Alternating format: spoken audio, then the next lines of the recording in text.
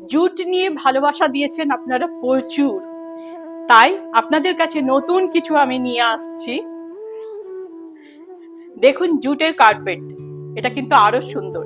এ আমার ঘরের কাছে, যার মানে আমার কোনো জানা ছিল না। এই জুটের থ্রুই আমার এক ম্যাডামের সঙ্গে পরিচয় করাবো। এই ম্যাডামের পরিচয় আমার মনে হয় না আমার খুব একটা দেওয়া দরকার। আপনারা একটু খোঁজ খবর করলেই এই ম্যাডামের নিয়ে আপনারা জানতে পারবেন। ইনার বিশাল কর্মক্ষেত্র এটা নিয়ে, আর প্রচুর প্রচুর ভালোবাসা আপনাদেরকে।